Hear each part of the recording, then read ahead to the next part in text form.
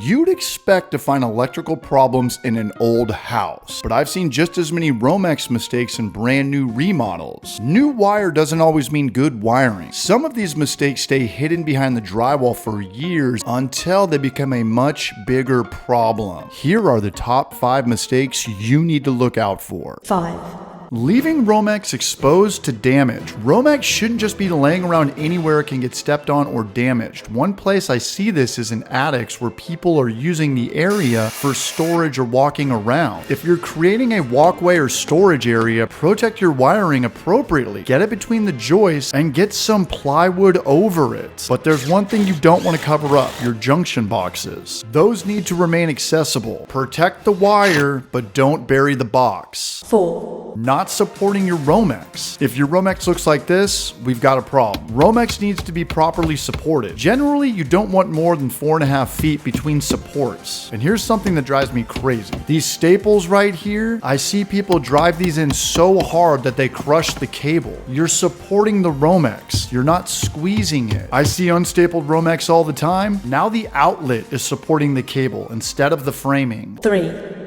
Another mistake I see all the time is leaving the Romex too short inside the electrical box. Doesn't matter if it's from the 50s or it's brand new, it's very common. You should have about 6 inches of wire to work with. Now, if it's too short, it can put unnecessary strain on the outlet or the switch to make future repairs much more frustrating. If you find yourself working with a wire that's too short, I like to use a Wago connector to add a pigtail. I prefer Wagos over wire nuts because they're smaller and they're a lot easier to get back inside the box. Speaking of protecting your wires, here's number 2. 2. This little piece of steel costs about $1, but could save you a huge headache and a ton of money down the road. See, it's got teeth right here. Put it on your stud, hammer it right in. And honestly, I look at this as almost like cheap insurance. If you've got Romex, PEX, Ethernet, PVC, or anything else running through your framing, and there's even the slightest chance that a screw can drive into this later, there's nothing wrong with adding a little bit of protection. Especially these days, when people are drilling these huge screws into their walls to hang up these 75-inch flat screen TVs, the next person isn't going to know there's a wire behind this drywall. 5 years from now, whoever puts a screw here isn't going to know the wire exists, but this little piece of metal will.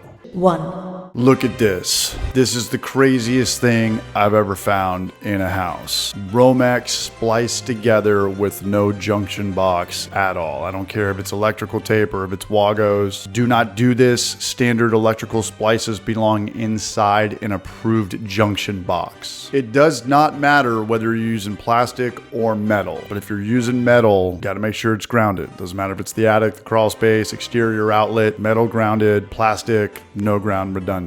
And we talked about this earlier. Don't fix this by putting it in a junction box and then burying it inside a wall. A junction box only helps if you can still get to it later. Running Romex isn't complicated, but doing these little things correctly is what separates a clean installation from the one the next homeowner has to fix. The goal is not just to make it work for today. It's to make sure nobody has to wonder what's going on in 5 or 10 years from now.